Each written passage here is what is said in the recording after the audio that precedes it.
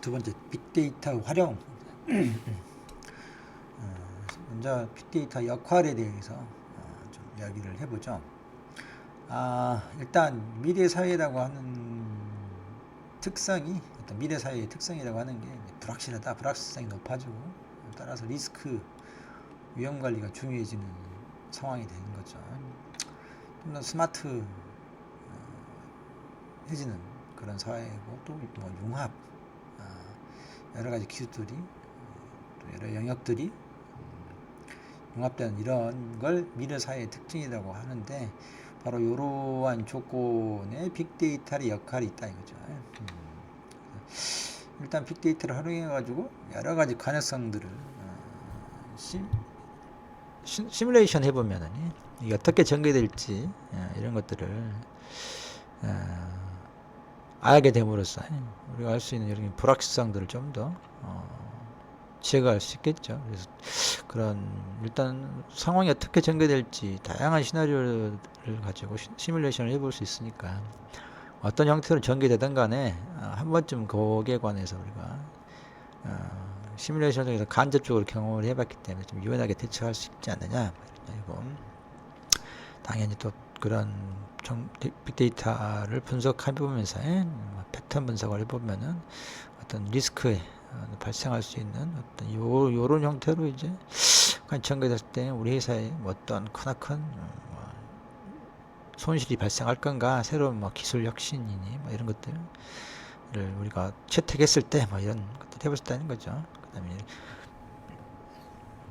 빅데이터를 활용하면 뭐 개인화, 지능화된 서비스 이런 것들 제공할 수 있음으로써 삶의 질도 향상시킬 수 있다.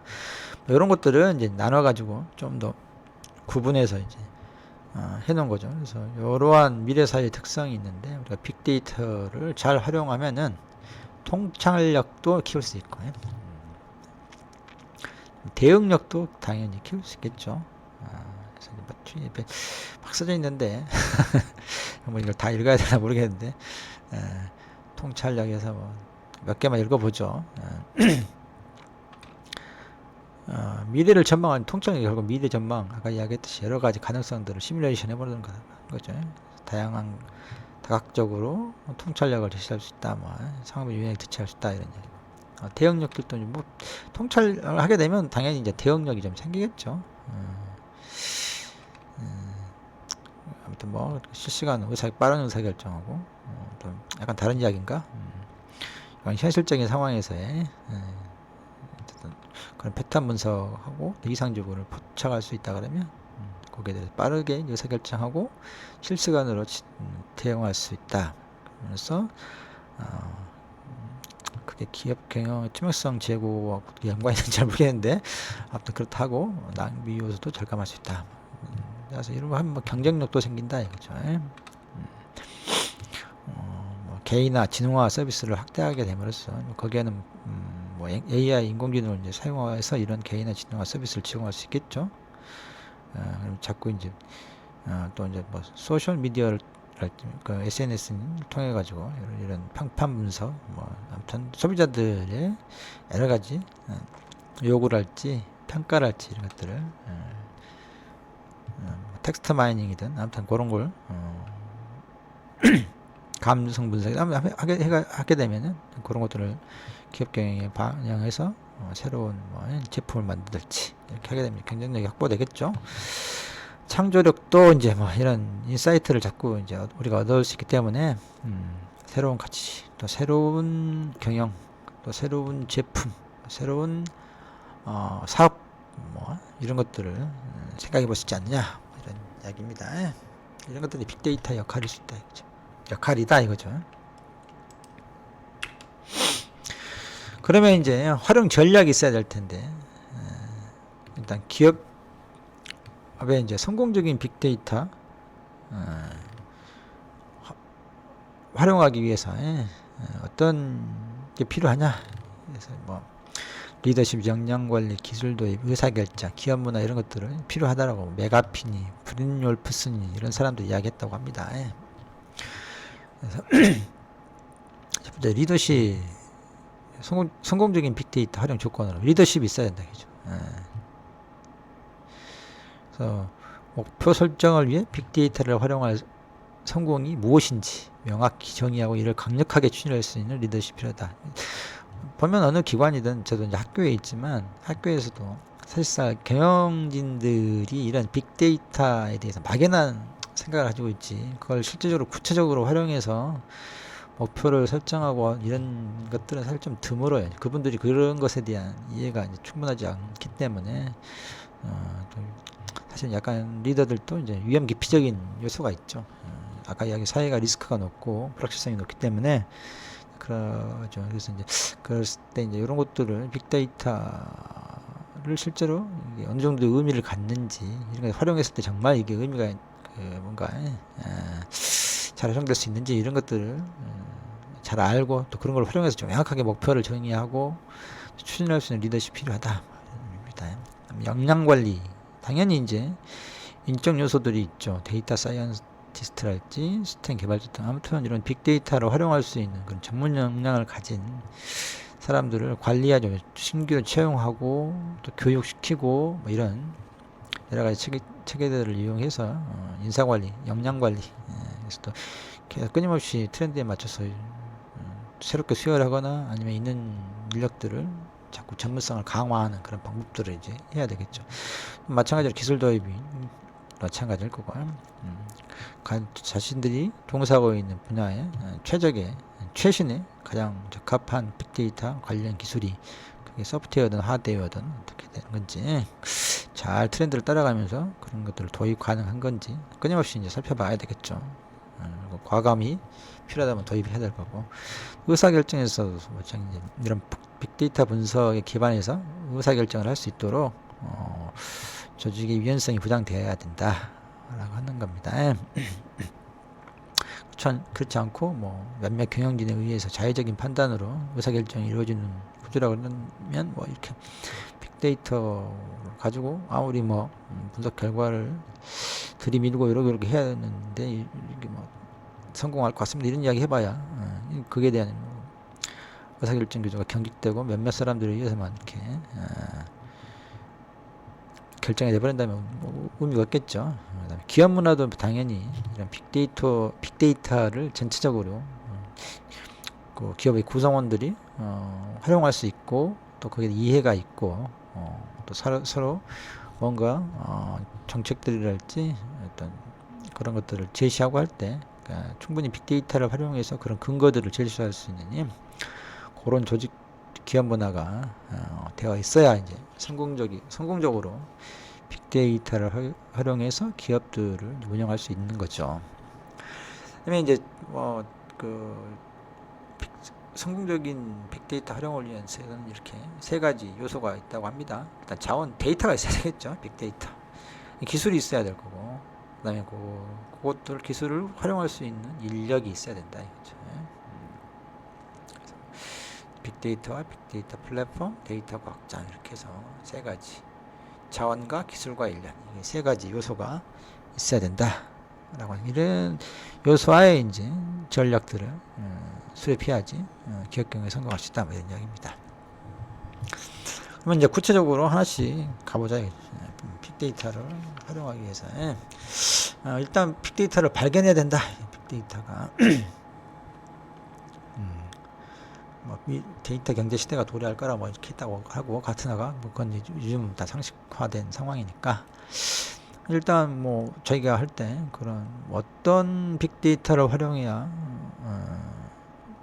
새로운 뭐 서비스를 개발할까 또 그게 과연 데이터가 수집이 가능한 건지 이렇게 하는데 아무튼 자원 확보하는데 이런 단계적으로 한다 그럽니다. 근데 사실 단계적일지는 어찌지는 뭐 되게 보면 단계라고 하는 것들이 겹쳐 있는 경우가 흔하죠.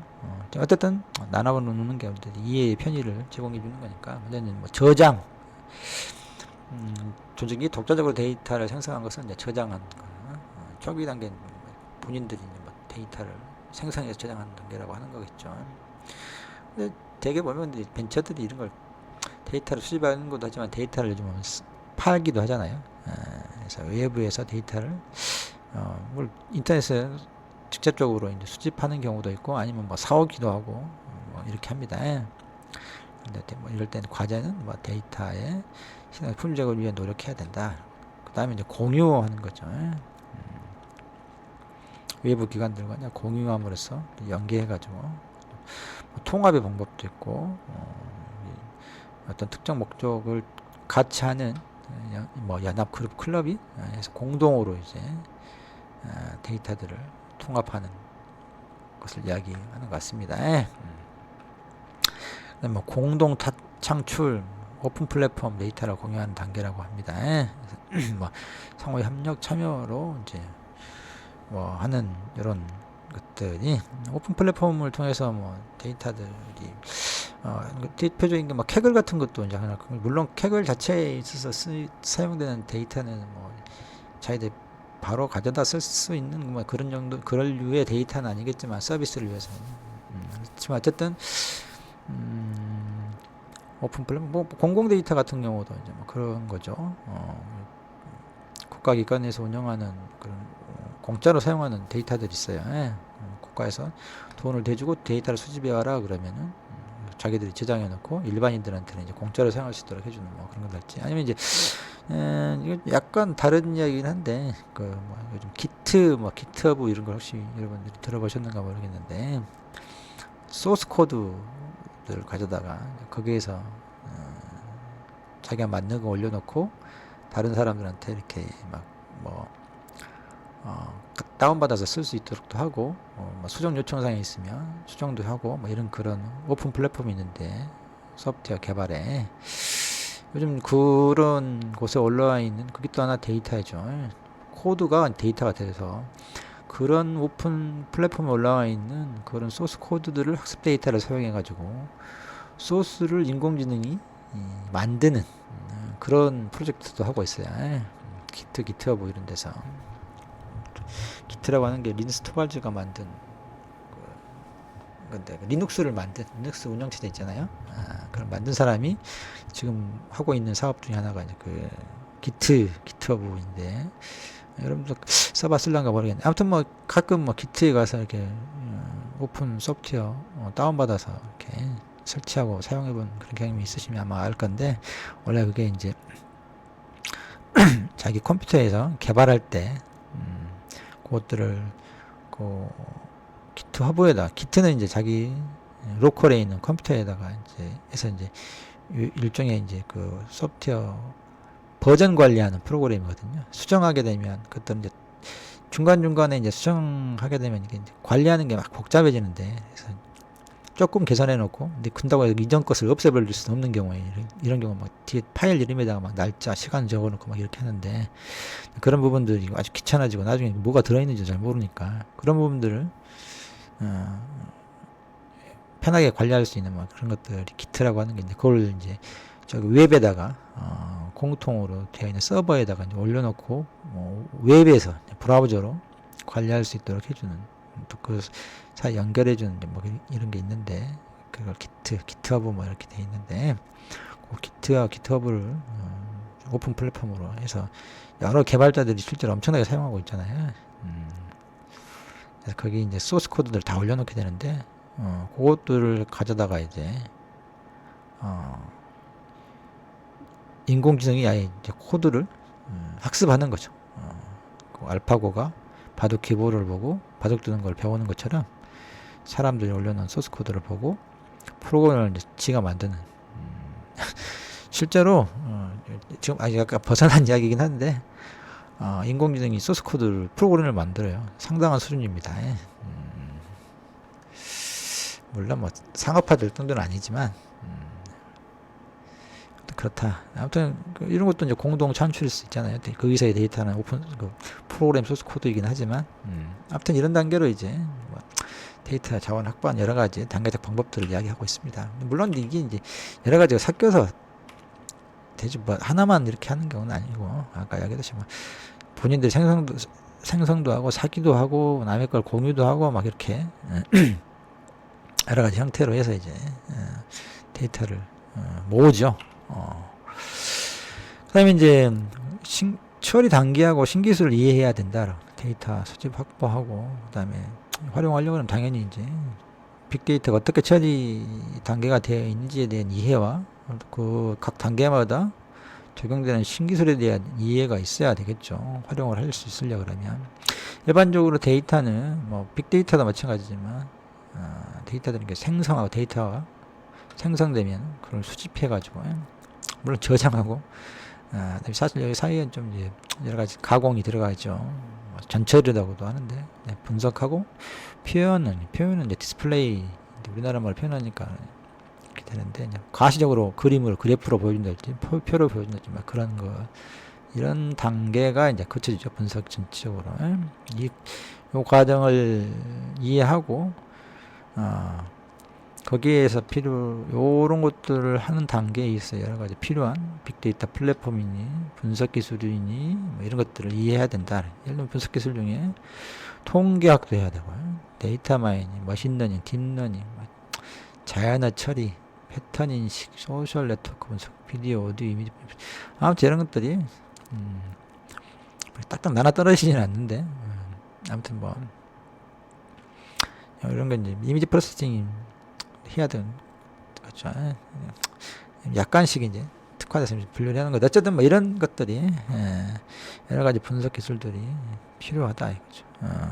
딥러닝에 이미지를 사용하려고 그러면 먼저 이미지를 프로세싱하는 기술을 먼저 해야 되죠. 그래서 그런 걸 갖다가 이제 딥러닝에 사용한다거나 자연어 처리도 마찬가지로 형태소를 분류하고 뭐 여러 가지 한글로도 보면은 막 이게 동사하고 명사하고 막 이렇게 있는 경우 어떻게 해야 되는지 사실상 자연어 처리 상당히 복잡합니다. 그래서 뭐 언어학자들이 약간 도움이 필요하죠. 약간 아니라 많이 필요하죠. 그분들하고 같이 이제 해가지고 형태소로 구분하고 뭐 이렇게 해서 딥러닝 이제 뭐 그런 것들을 뭐 사용해서 하죠. 아무튼 뭐 그런 분석 기술들이 다양한 자기 분야에 필요한 도메인 지식과 결부해서 이런 기술들이 분석 기술이 필요하다라고 하는 거고 또 그 분석 기술이 포함된 인프라도 이제 중요하겠죠. 이런 것들을 실제로 소프트웨어들이 돌아갈 수 있는 하드웨어적인 또 소프트웨어적인 것들이 필요하죠. 애플리케이션이 돌아갈 수 있는 그래서 뭐 BI는 뭐 비즈니스 인텔리전스 엑셀의 좀 상위 버전이라고 생각하면 됩니다. 데이터 웨어하우스고 클라우드 컴퓨팅이니 데이터베이스니 분산 병렬 처리, 분산 파일 시스템 등등 뭐 이런 것들 데이터를 처리, 분석할 수 있는 이런 인프라들도 알고 있어야 되겠죠. 또 관련해서 여러 가지 새로운 신기술도 필요하다. 물론 뭐 이런 것들이 이미 다 신기술이 포함되어 있긴 한데 하드 뭐 데이터 마이닝, 자연어 처리 다 위에 있는 거잖아요. 아무튼 이런 것들에 새로운 이제 관련 빅데이터 기술이 있으면 이런 것들도 이해해야 된다. 라고 하는 거고, 뭐 그것들을 각 과정별로 이제 쭉 좀 써놨습니다. 그래서 데이터 소스, 외부, 내부 데이터,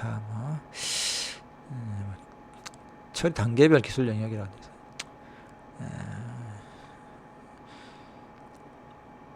뭐 내부, 외부로 나눠놨긴 했는데, 아무튼 뭐 내부 데이터베이스나 파일 관리 시스템에 관련된 기술들, 그 다음에 외부로부터는 뭐 파일을 가져온달지, 멀티미디어 데이터들, 뭐 스트리밍, 동영상 데이터 이런 것들을 처리할 수 있는 데이터 소스로부터 데이터를 처리하는 그런 또 거기 연결하는 그런 기술들 또 수집 크롤링도 우리 해볼 거고 거기로부터 추출하고 변환하고 다시 또 소스 데이터를 변환해서 다시 이제 뭐 저장하고 다시 또 적재하는 뭐 이런 그런 기술들 저장은 여기 따로 내나군요. 수집이고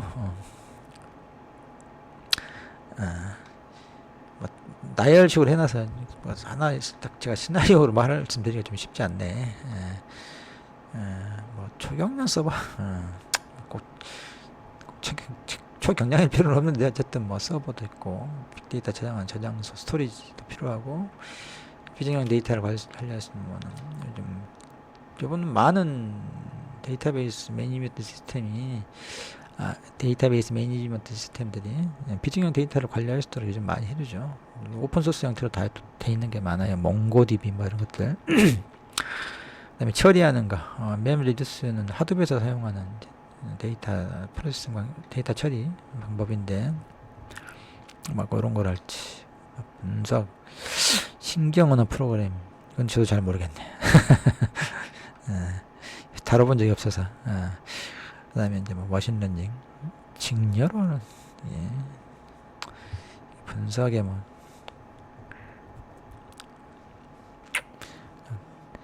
아무튼 뭐 이런 것도 이제 적어놓긴 했는데, 되게 이제 컴퓨터 프로그램에서 시리얼라이제이션이라고 하면은 데이터 저장 관련된 것들 이야기하는데, 그다음에 표현, 뭐 시각화 이런 것도 중요하죠. 획득이 뭘 이야기하는지 잘 모르겠네. 획득 재해석.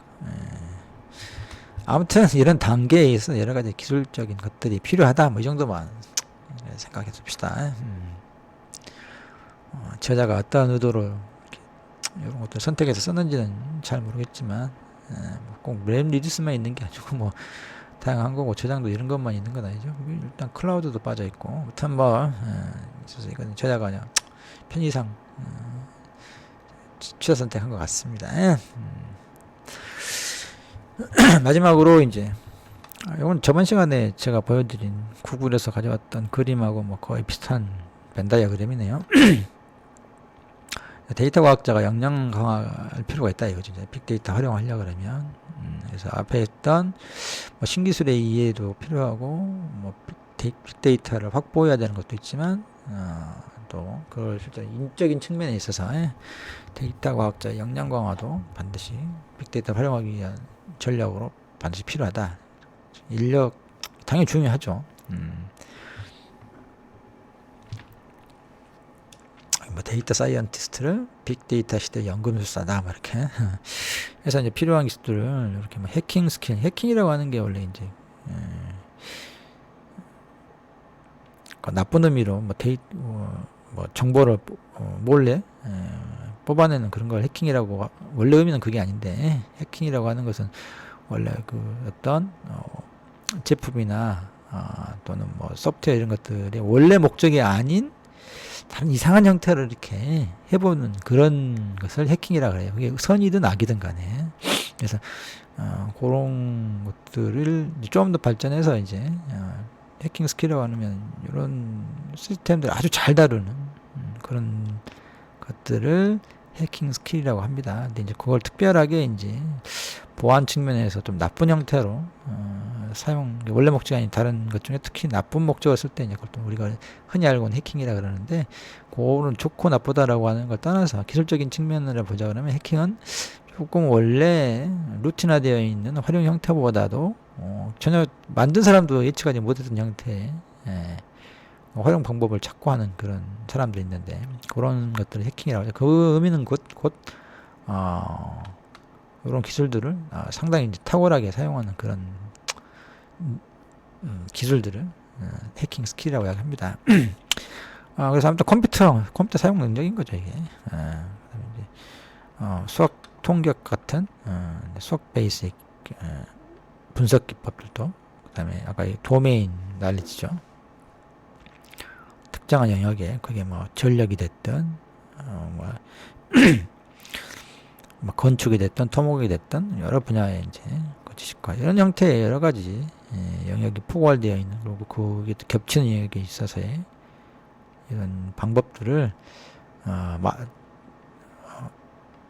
지식들을 키워나가야 된다, 그런 의미입니다.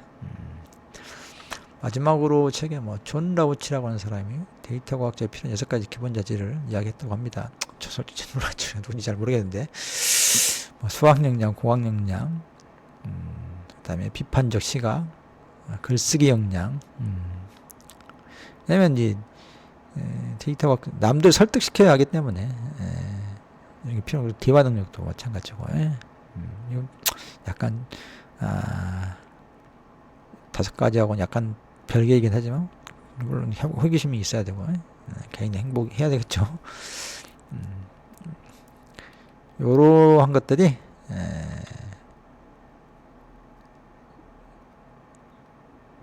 데이터 과학자가 가져야 될 기본 자질이다.